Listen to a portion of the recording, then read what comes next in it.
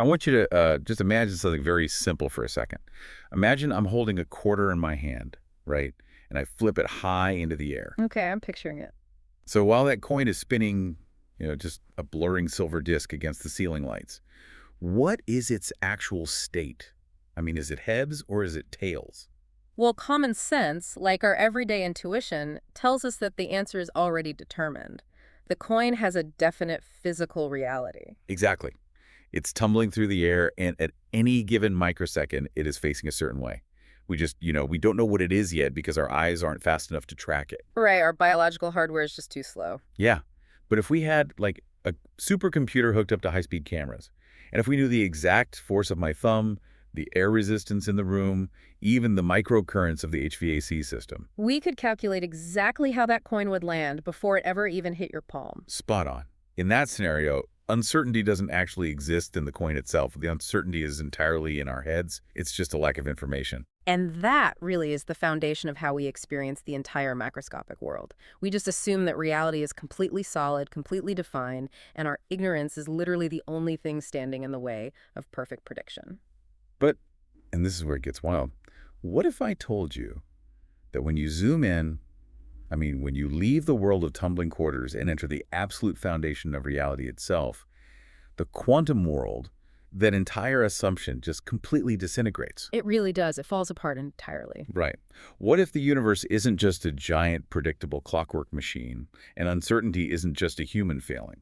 What if, at the deepest levels of physics, uncertainty is actually a fundamental, load-bearing pillar of reality? The implications of that shift are just staggering. I mean, it changes not just how we do physics, but how we understand our own existence. And that profound shift is exactly where we are heading today. Welcome to this special deep dive. But before we dive into the quantum mechanics of it all, I want to just pull back the curtain for a quick second and share a behind-the-scenes detail with you, the listener. Always good to be transparent. Definitely.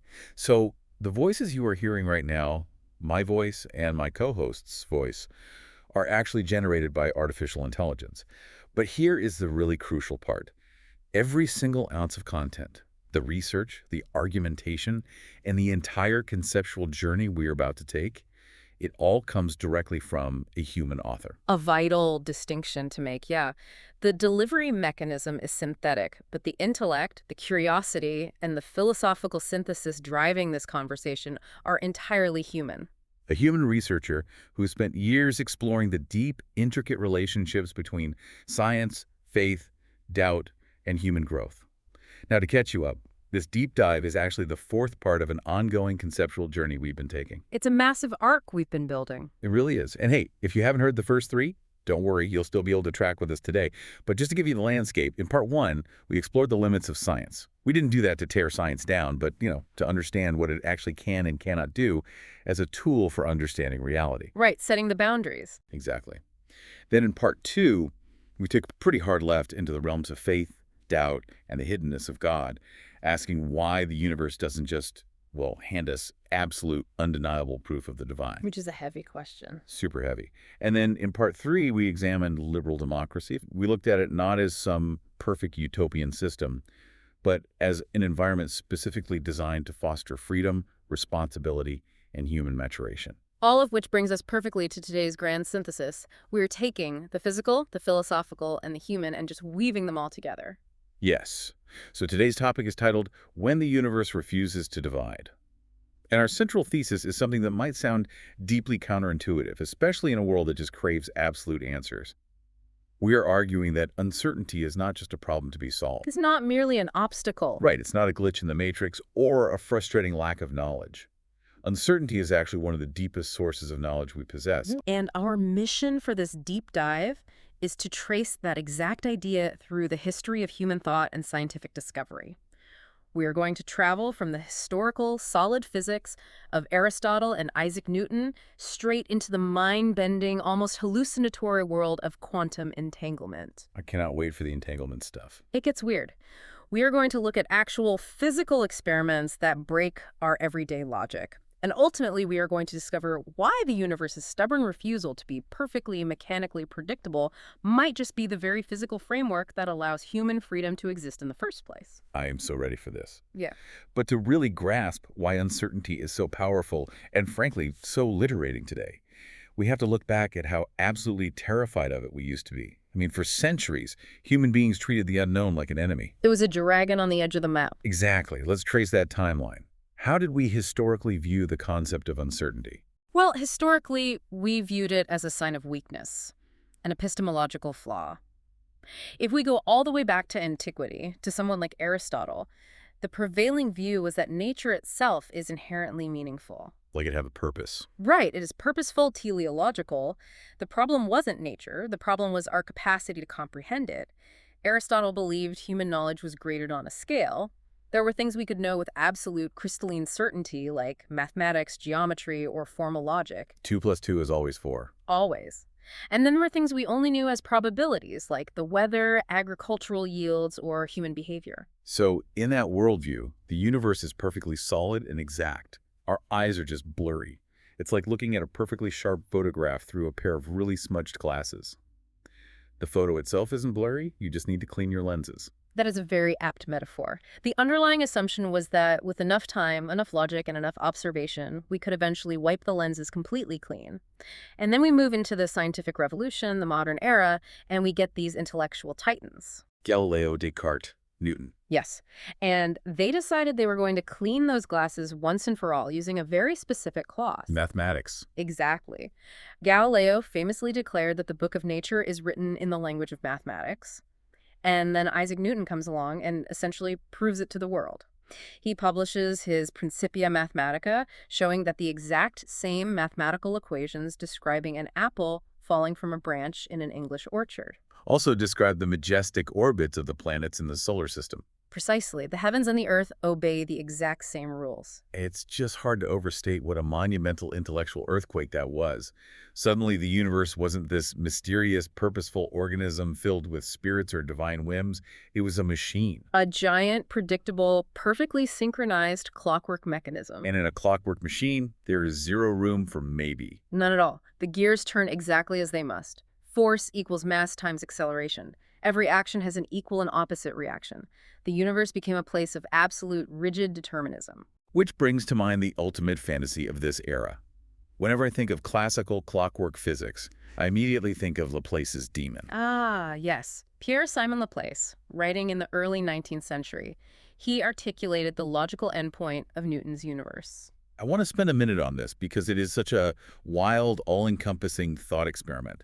Laplace basically said, imagine a super-intellect. He called it a demon, though not in the evil pitchfork sense. Right, just a vast, omnipresent mind. Exactly.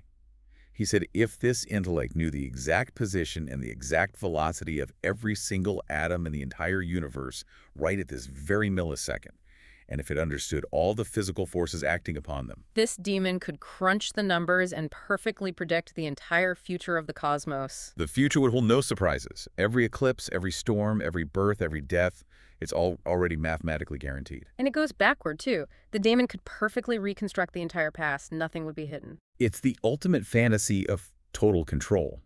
In Laplace's world, uncertainty doesn't actually exist in nature.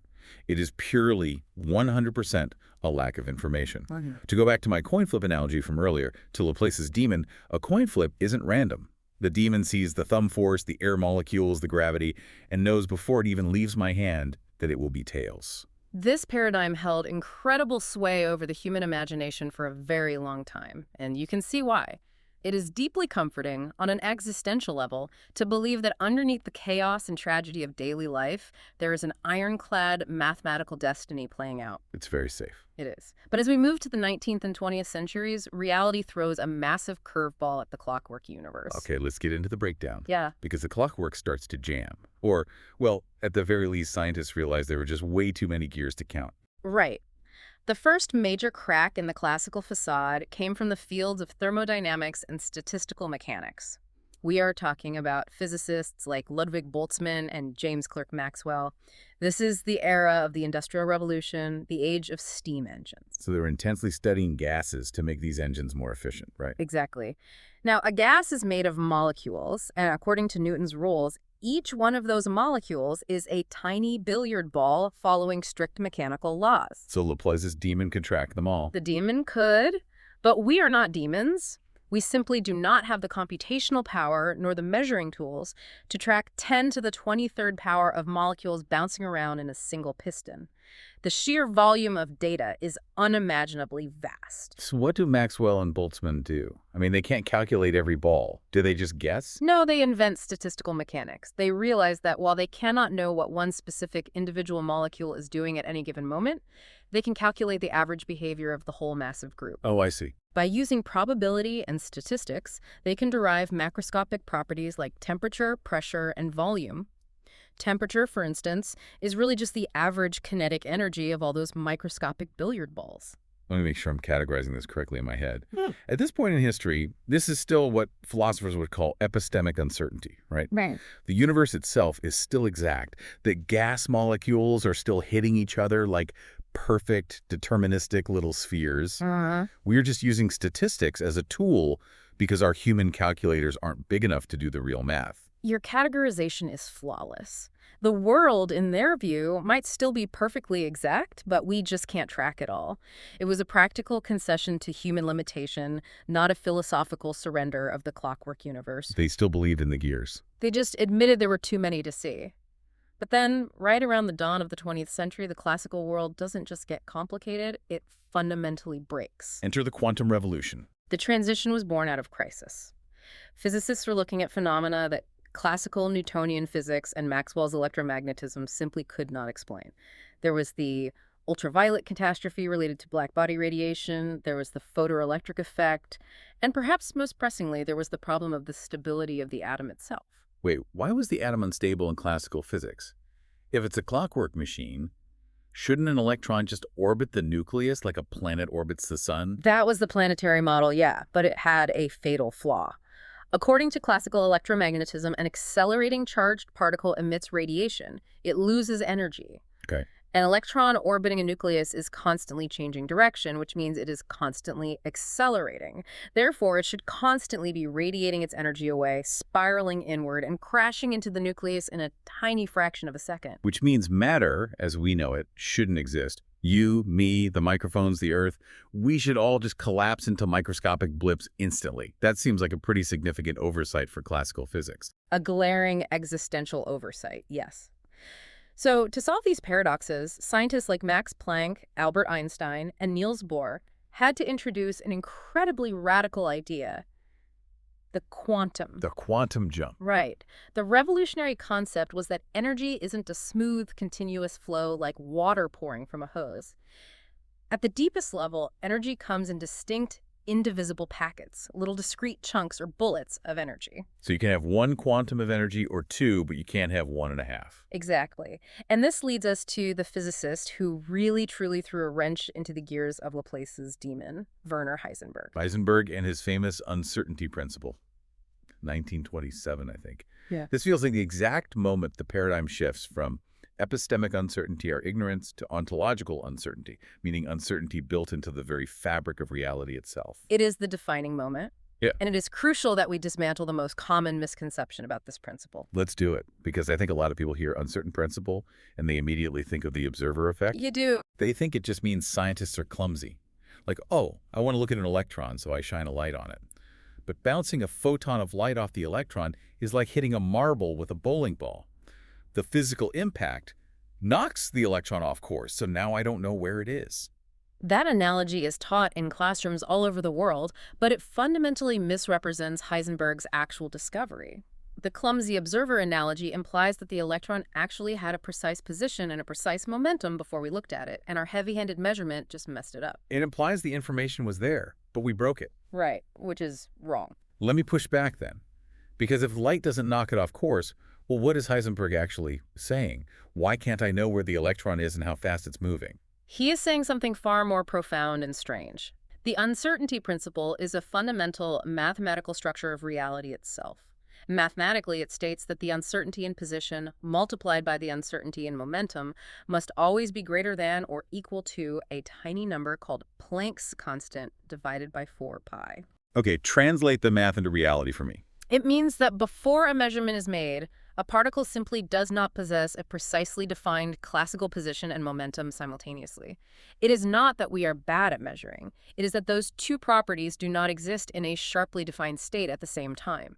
They just don't exist. The more tightly you squeeze the universe to define the particle's position, the more its momentum, where it's going, and how fast becomes completely inherently undefined. Not just unknown to us, undefined in nature. I'm trying to wrap my head around a physical object not having a defined property. It's like asking, what is the exact color of the note C sharp? The question itself is broken. It doesn't apply to the reality of the thing you were asking about. That is a phenomenal way to conceptualize it. You are asking a classical question of a quantum entity. And this profound realization sparked what has to be the greatest intellectual heavyweight fight in the history of science. Oh, the clash of the titans. The philosophical clash between Albert Einstein and the Copenhagen interpretation, led by Niels Bohr and Werner Heisenberg. Einstein, who literally helped found quantum theory with his work on the photoelectric effect, he absolutely hated this, didn't he? He was horrified by its philosophical implications. Einstein famously protested, "God does not play dice with the universe."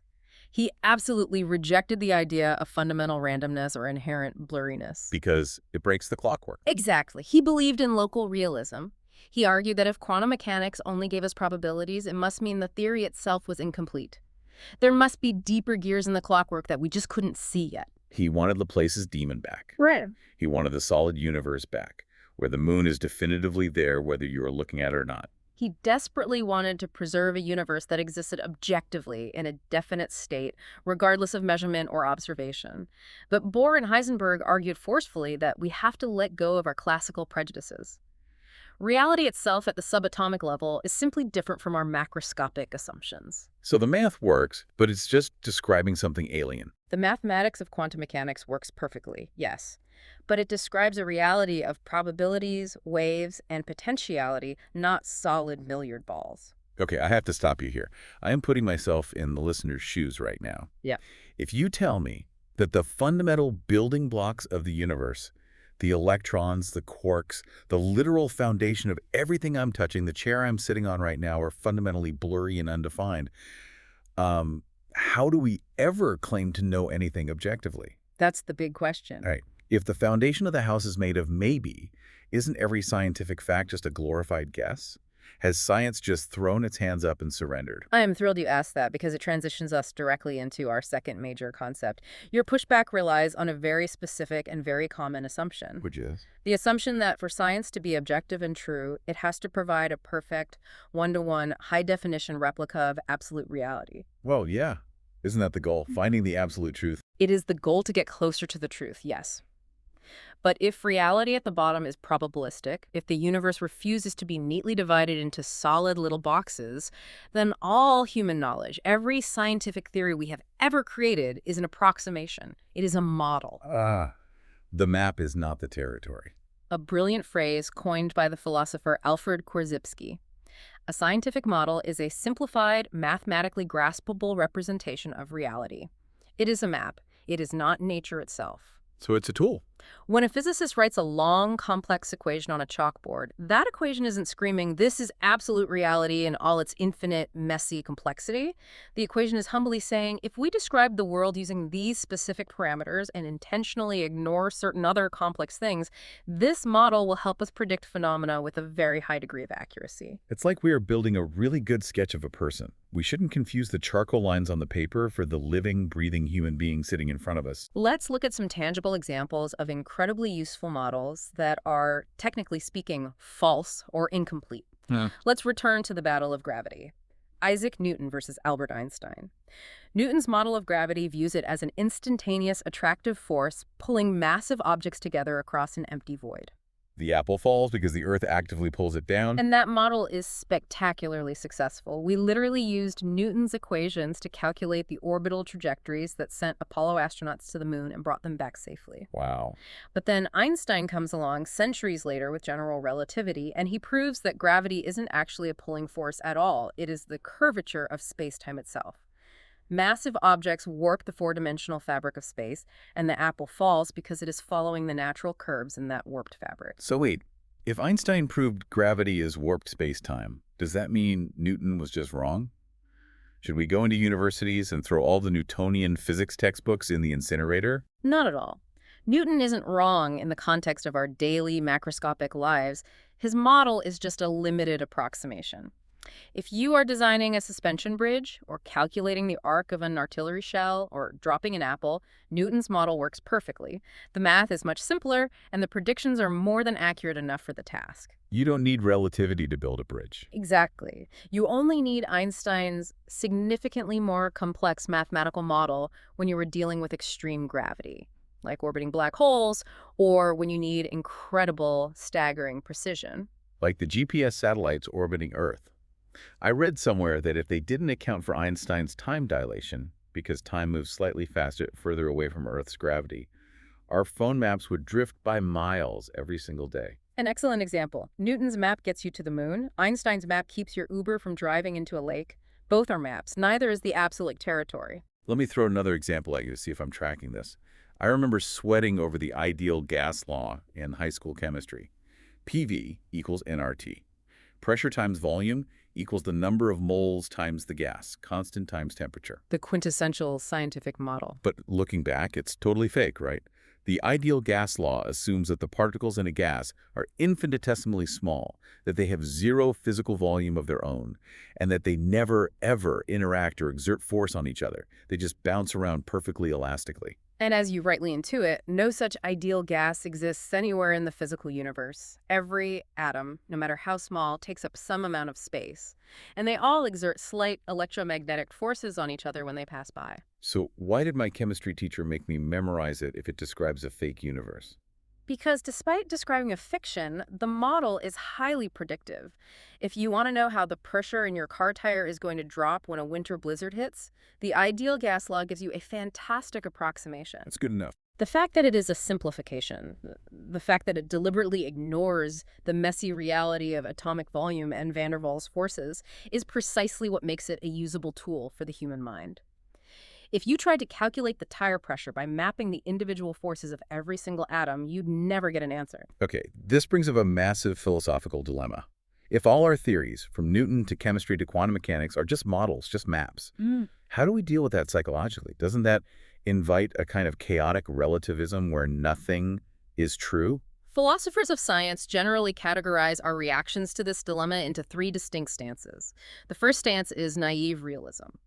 This is the belief that the scientific model is an exact, high-definition photograph of reality. If the math says there's an electron, there is a literal, hard little sphere spinning around a nucleus right there. That feels like the default setting for most of us. It's how we're taught to think about science in grade school. It's comforting. But based on everything we've just discussed about the blurriness of quantum mechanics and the simplifications of the ideal gas law, naive realism is just too simplistic. It ignores the limits of the map. It does. It collapses under scrutiny. But the opposite extreme is equally flawed. Radical relativism. This is the highly cynical view that since all models are human constructs, and since scientific paradigms change over time, Newton to Einstein, for instance, science actually says nothing objectively true about the world at all. Like it's just a story we tell ourselves. Yes, it treats science as just a culturally agreed-upon narrative, a social construct no better or worse than a mythological story. Yeah, that seems way too far in the other direction. Because if it's all just a subjective story, why do airplanes fly? Why do antibiotics cure bacterial infections? Why does my smartphone connect to the internet? The technology built on these models actually works in the real world. Reality pushes back. You can't just invent a physics model where gravity repels and expect to float away. The success of technology is the ultimate refutation of radical relativism. So we arrive at the middle way. The stance, I would argue, is the most intellectually honest. Critical realism. Break down critical realism for me. Critical realism acknowledges that a mind-independent reality absolutely exists out there.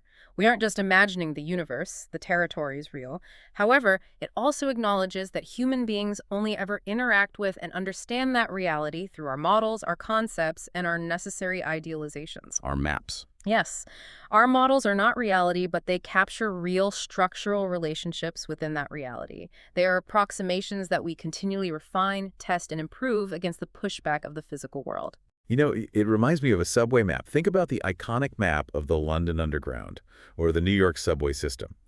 If you look at one of those maps, the lines are perfectly straight, the angles are mostly sharp, 45 or 90 degrees, and the distances between the little station dots are evenly spaced out across the paper.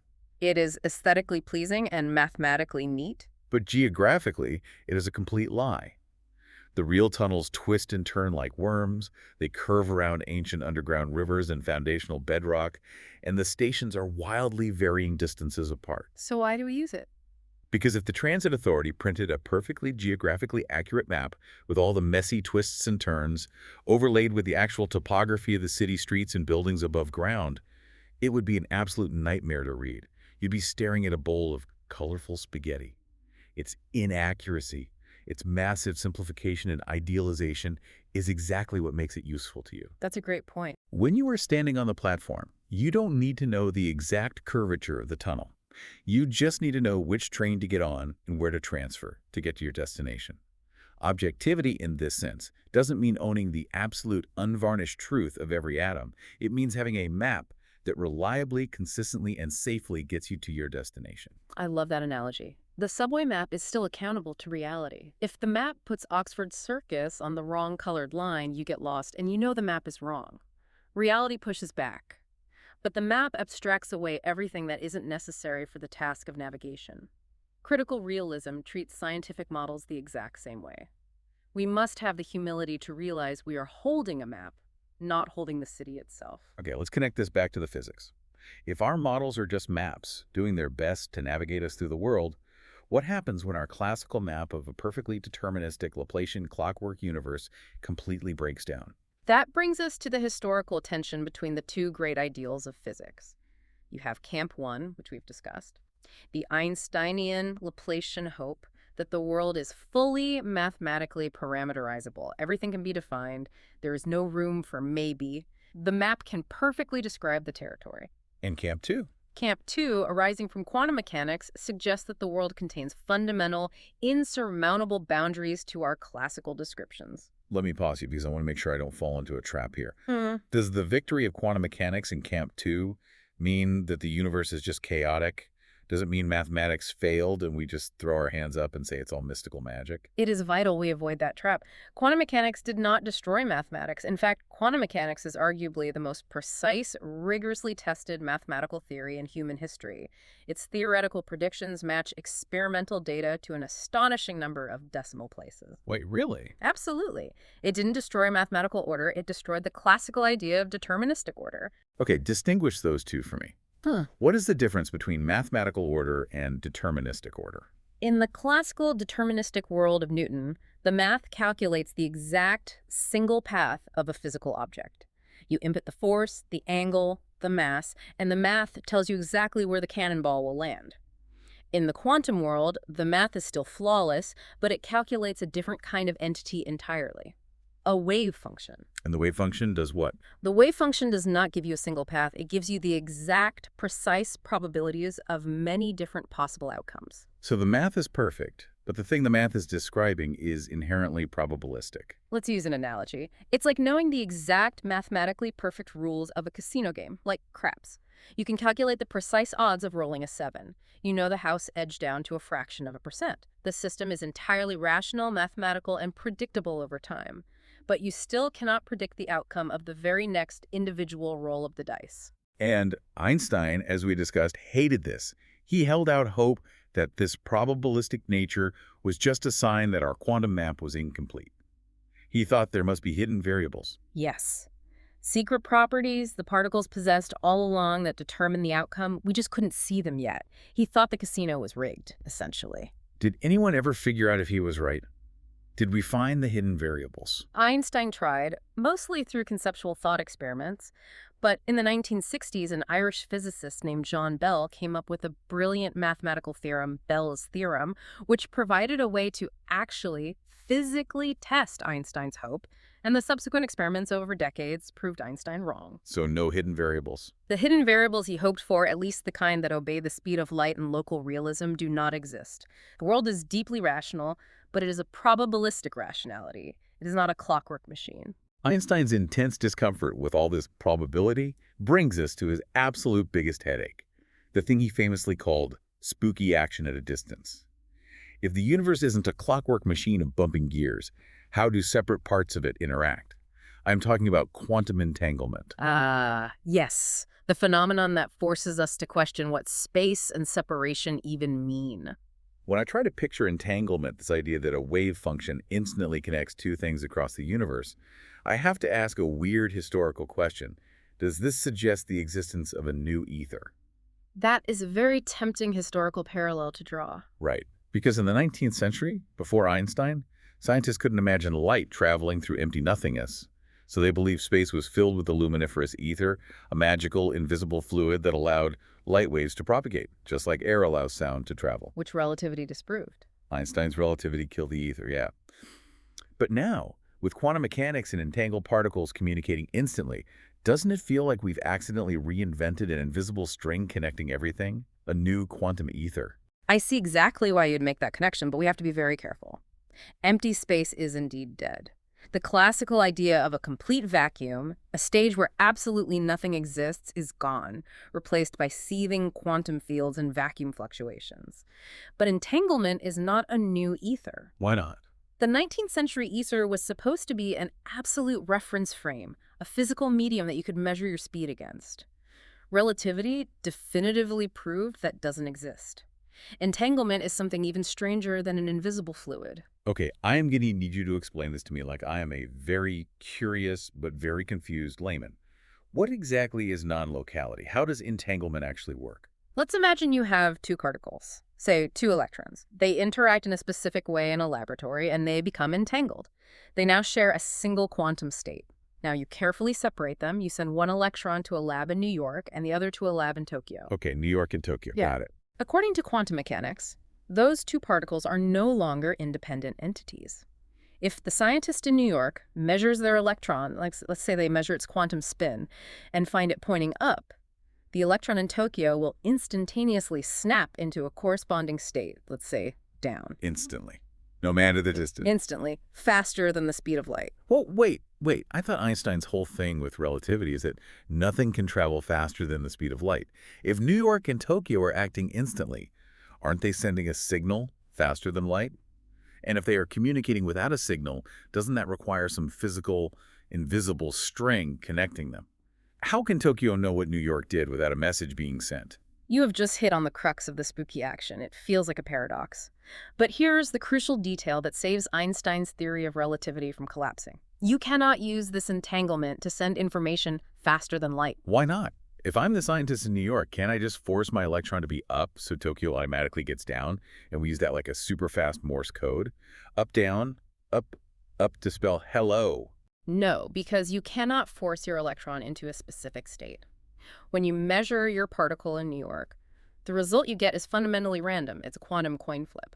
You might get up, you might get down. You have absolutely no control over the outcome. Oh, I see. The scientist in Tokyo is also just measuring and getting a string of random coin flips. To Tokyo, it just looks like meaningless static. It is only later, when you both call each other on a normal, slower-than-light telephone and compare your logbooks, that you realize the magic. So you have to compare notes afterward. Yes. You say, hey, at 2:00 p.m. I got up, and Tokyo says, at 2:00 p.m. I got down. The correlation is perfect, but the individual measurements are random.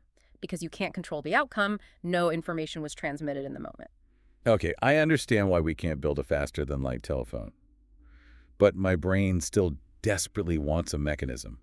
If they act instantly in correlation but don't send a signal, doesn't there have to be a physical connection? The mistake we are making is trying to use our classical map for a quantum territory. We're still thinking of them as two separate particles communicating. We're picturing two distinct billiard balls across the globe. But the physics suggests they're not two separate things anymore. They're a single, indivisible quantum state. The universe refuses to divide them. That is exactly it. Even though they are separated by thousands of miles, physically, mathematically, and functionally, they belong to a holistic reality. Physicists call it inseparability. The whole system is more fundamental than its individual parts. You cannot fully describe the Tokyo particle without simultaneously describing the New York particle. They are one entity stretched across space. That is incredibly heavy. So how do physicists actually interpret this? How do they visualize a reality where physical distance kind of doesn't matter. There is no single agreed-upon consensus, which is what makes this field so vibrant and contentious. There are several major interpretations. The standard historical one is the Copenhagen interpretation. It essentially says, stop trying to picture it. Just do the math. Exactly. It treats the wave function merely as a mathematical tool for calculating probabilities. When you measure the particle, the wave function collapses, but that collapse isn't a physical wave crashing through space. It's just you updating your human knowledge of the system. Ah, the classic shut up and calculate approach. Very pragmatic. But for those who want a physical picture, there is Bohm's pilot wave theory. This one is explicitly non-local. It argues that the wave function is a real physical thing that permeates the entire universe and instantly guides the particles. So the particles are real. Yes, it saves realism, meaning the particles always have exact positions but sacrifices locality. Everything in the universe is instantly connected by this guiding wave. And what about the one I hear in sci-fi all the time? The many worlds interpretation. This one is radical. It says the wave function never collapses at all. When the scientist in New York measures the particle, the entire universe splits. Even the alternate dimension. In one branching reality, they measure up and Tokyo measures down. In another branching reality, New York measures down and Tokyo measures up. Both outcomes actually happen, just in parallel non-communicating universes. Which one is right? Do you have a favorite? Impartially speaking, science does not have a definitive experimental way to prove which interpretation is the absolute truth. Different physicists prefer different models based on their philosophical leanings. But what is universally agreed upon is this. Whichever interpretation is right, all of them require abandoning our intuitive, classical view of reality. You either give up locality, meaning things only affect nearby things, you give up a single reality, like in many worlds, or you give up the idea that objects have definite properties before we look at them. Okay, I want to ground this because it sounds like we are bordering on mysticism, and I know this is hard science. To truly prove that this entanglement isn't just a classical trick, like Einstein's hidden variables, physicists had to run incredibly complex, mind-bending experiments. Let's look at the actual hard evidence. Tell me about spontaneous parametric down conversion, SPDC. Let's step into the laboratory. SPDC is a crucial foundational process in quantum optics used to create these entangled photons. Here's the setup. You take a laser and shine a high-energy photon, the pump photon, into a special material called a nonlinear crystal. What does the crystal do? Is it like a prism? Sort of like a prism on steroids. Inside that crystal, under very specific conditions, the high-energy pump photon spontaneously splits into two lower-energy photons. We call them the signal and the idler. Now, because of the fundamental conservation of energy, the combined energy of the signal and idler photons must exactly equal the energy of the original pump photon. Okay, let me push back on the mystery of this because I want to play devil's advocate for the classical worldview. Couldn't this just be like ripping a piece of paper in half? Imagine the original pump photon is a $100 bill. It goes into the crystal, and the crystal randomly rips it into two pieces. One piece happens to be a $20 bill, the other is an $80 bill. They fly apart. When I catch my piece and look at it and see I have a 20, I instantly know you have an 80. Right, classical correlation. Yeah, that's not spooky action. That's not a holistic reality. That's just basic correlation. The properties were set at the exact moment they split in the crystal, and my measurement just revealed was already there. I am so glad you formulated that argument because you have just perfectly described classical correlation. What you were describing is Einstein's hidden variable theory exactly. The 20 and the 80 were set at the crystal. If that were the whole story, there would be no quantum magic. But quantum entanglement is fundamentally different from what you just described. It is correlation plus coherence between multiple possibilities. I am going to need you to unpack coherence between multiple possibilities because my $100 bill analogy feels pretty solid. Let's break your analogy. In your classical example, the photon was definitely a 20 and an 80 from the start. But in the quantum state, the photons exist in a superposition of many possible energy pairings simultaneously. As they fly through the air, they are a 20 and an 80, and they are a 50 and a 50, and they are a 10 and a 90, all at the exact same time. The state hasn't decided yet. That sounds impossible. How do we know they haven't decided? The proof that they are in this fluid, undecided state is found in a barrage of experiments that prove your classical paper-ripping theory mathematically wrong. Let's start with the Franson interferometer, devised by James Franson in 1989. Walk me through the physical setup. You take your signal and idler photons from the crystal, and you send them down two separate optical fiber paths to two separate measuring stations. At each station, the photon encounters a fork in the road, a device called a Mach-Zehnder interferometer. It uses beam splitters and mirrors to give the photon a choice. It can take a short path directly to the detector, or it can take a long path that loops around before hitting the detector. Okay, so I've got two photons. Each one hits its own station, and each one has two choices: short path or long path. Now, we set up our timing electronics so we only record data when both photons arrive at their respective detectors at the exact same moment. For this to happen, one of two things must have occurred. Either they both took their respective short paths, or they both took their respective long paths. If one took the short and the other took the long, they arrive at different times and the computer ignores them. Got it. So we are only looking at the both short or both long scenarios. Here is the kicker. Because of quantum uncertainty regarding exactly when the original pair was created inside the crystal, you absolutely cannot tell whether they both took the short path or both took the long path. The two histories are completely indistinguishable to the universe. And in quantum mechanics, when two possible histories are indistinguishable, they don't just act like separate possibilities, they interfere with each other, just like overlapping water waves in a pond. Wait, really? Yes, the probability of detecting them together goes up and down. It creates an interference pattern based on how we adjust the mirrors in the paths. Your classical $20 and $80 bills cannot do this. Solid objects with predetermined states cannot act like waves that interfere. Whoa. Let me make sure I'm getting this. It's not just the photons interfering. The histories themselves, the physical realities of what might have happened, are interfering with each other. Yes, the universe holds both possibilities in coherence. Then there is time-bin entanglement. This is a similar concept, but discrete. You manipulate the laser pumping the crystals so the entangled photons exist in a superposition of being born in an early time window and a late time window simultaneously. It's like a train arriving at the station at 3 p.m. and 4.8 p.m. at the exact same time? Precisely. The entangled pair is entirely uncommitted to when it was born until a measurement forces the issue. Again, this creates measurable interference patterns that classical mechanics strictly forbids. Okay, what about the Hong-Mandel effect? The HAM dip. I've heard this is one of the strangest ones. It is beautiful in its strangeness. You take two identical, indistinguishable photons, say, from our SPDC crystal, and you shoot them at a beam splitter from opposite sides.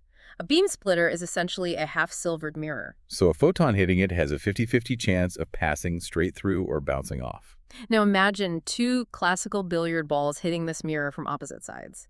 You have four possible outcomes. They both go through, they both bounce back, ball A goes through while B bounces, or B goes through while A bounces. But photons aren't billiard balls. Because these photons are indistinguishable quantum objects, a mathematical miracle happens.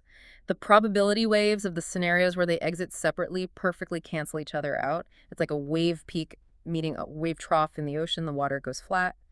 Destructive interference. So what happens to the photons? Because the separate paths cancel out, they mathematically must exit the beam splitter together, traveling in the same direction. They choose to act as a paired unit, exiting the same door every single time. It's like they bump into each other, realize they are identical, so they buddy up and leave together. That is bizarre. And perhaps the most dramatic proof of all this is the quantum eraser experiment, specifically setups dealing with induced coherence. This experiment shows that all this wave-like interference depends entirely on what information is available to the universe. Explain this one carefully. In these complex setups, if you introduce a physical mechanism that could let an observer know which path a photon took, for example, polarizing the light so you know path A is horizontal and path B is vertical, even if no human actually looks at the data, the mere availability of the information destroys the coherence. The wave-like interference pattern instantly vanishes. The system collapses and acts like solid classical particles. Just the potential for knowledge breaks the magic. Yes, but, and this is the wild part, if you then add another piece of equipment to scramble or erase that path information before it can be read, ensuring no one can ever know which path it took, the interference pattern comes back.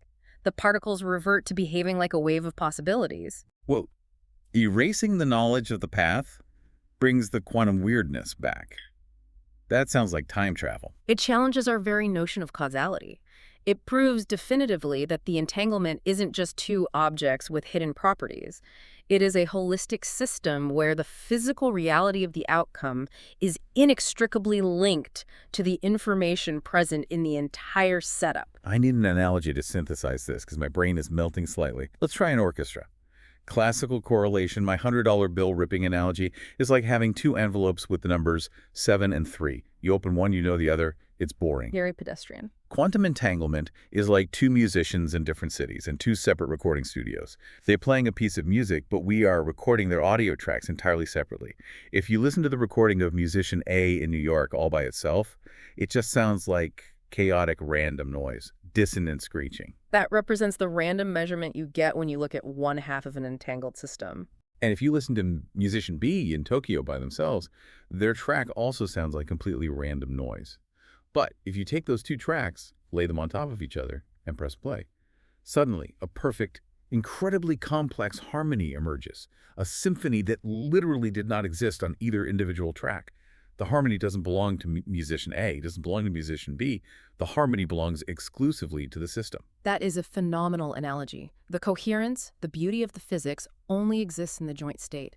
The universe refuses to let the music be divided into individual parts. If you analyze the parts, you lose the symphony. Okay, this brings up a massive pop culture question. Because when you talk about information availability, dictating reality, and erasing data to change physical outcomes and deep underlying systemic structures, does this mean we live in a computer simulation? Are we in the matrix? And if so, is it deterministic? The simulation hypothesis is fascinating, especially in light of entanglement. If the universe is a simulation running on some advanced hardware, we have to ask what kind of computer it is. If it were a classical deterministic computer, like the one on your desk, or a cellular automaton where everything is calculated step by step using local rules, it would struggle immensely to simulate Bell correlations and quantum entanglement. Why? A classical computer relies on locality and defined states, ones and zeros. To simulate entanglement on a classical machine, the computer would have to constantly send hidden signals back and forth faster than light, violating its own simulated physics, or it would have to pre-calculate every single event in the universe from the Big Bang, which is a concept called superdeterminism. So a normal computer would probably crash trying to render quantum mechanics. It would be too heavy on the processor. It would certainly be incredibly inefficient. However, if the universe is a simulation, it much more closely resembles a quantum computer. A quantum computer doesn't compute with rigid ones and zeros. It computes with qubits, using probabilities, amplitudes, phases, superpositions, and entangled states natively. The very things that make quantum physics weird to us are the baseline operating code of a quantum computer. So if we are software, we are running on a quantum mainframe. If the hypothesis holds, yes, it shifts our fundamental view of reality from being made of stuff to being made of information and relationships. Okay, let's bring this profound weirdness down to earth. We have traversed the deepest mysteries of physics. We started with Aristotle and ended with quantum computers simulating reality. But what does this mean for you, the listener, living your everyday life? How does quantum entanglement affect a Tuesday afternoon? It affects us profoundly when we transition from physics back to philosophy and human experience. The most important takeaway from our journey through physics is that uncertainty is not an error. In quantum mechanics, uncertainty isn't a glitch. It is a fundamental, load-bearing feature of reality. And if we apply that epistemologically, uncertainty is what prevents the arrogance of assuming our model is the absolute reality. It's the antidote to dogmatism. Exactly. When we mistake our map for the territory, we become dogmatic. I see this everywhere. Let's look at the domains we've covered in this series. When scientists claim that science has answered every question about the human experience and everything else is nonsense, they are being dogmatic. They are forgetting they are holding a map. When politicians demand absolute certainty and refuse to admit their policy models might be flawed, they are being dogmatic. Or religious figures who demand unquestioning adherence to a specific interpretation of text, mistaking their theological map for the absolute, unfathomable territory of the divine. Just as good science requires the humility to admit the limits of its models, to use error bars and probabilities, healthy faith and healthy democracies require the capacity to admit the possibility of being wrong. In part 2 of this series, we discussed how the hiddenness of God leaves room for true faith. In part 3, we saw how democracy requires debate because no one has a monopoly on the truth. Uncertainty is the required environment for all of these human endeavors. Which brings us to the ultimate payoff of this deep dive, where freedom is actually born.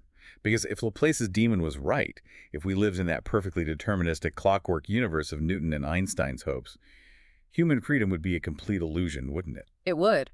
In a Laplacian universe, every choice you make, every thought you have, every word you speak was mathematically predetermined by the position of atoms at the Big Bang. You are merely a gear turning exactly as you were designed to turn. There is no moral responsibility, no true choice, no love, no courage.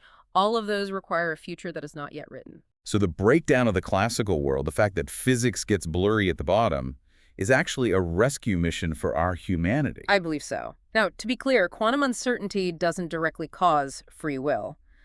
Our brains are macroscopic objects, and the exact relationship between quantum events and consciousness is still fiercely debated by neuroscientists and physicists. However, quantum mechanics provides a physical framework where the future is not absolutely written. It destroys the intellectual tyranny of strict determinism. It leaves the door cracked open. Yes.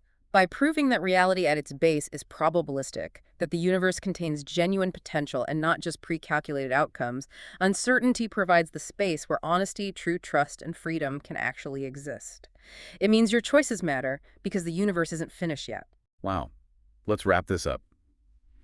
We set out to explore why uncertainty is a deep source of knowledge. And we found that the true power of science isn't that it eradicated uncertainty, it's that it learned how to honestly measure, respect, and work alongside it. By abandoning the need for Laplace's perfect clockwork, science opened up a far more beautiful, interconnected, and dynamic universe. And the exact same thing is true of human life, faith, and freedom. When we stop demanding absolute certainty, we actually start living. It is the shift from demanding control to embracing participation in a reality that is fundamentally interconnected. I want to leave you, the listener, with one final provocative thought to mull over on your own. It builds on everything we've talked about, but takes it in a new direction. Think about the flow of time itself. We all experience time moving in one direction, forward. But classical physics equations work forwards and backwards equally well. What if time itself only exists, only flows forward because of quantum uncertainty? What if the constant collapsing of infinite quantum possibilities into single, concrete classical realities is the very engine that pushes time forward? The past is the collapsed wave function. The future is the uncollapsed uncertainty. Time is just the universe making up its mind. A profound thought to end on. The blur is where the future comes from. Thank you for joining us on this deep dive. Embrace the unknown, respect your maps, but remember they are the territory, and we will see you next time.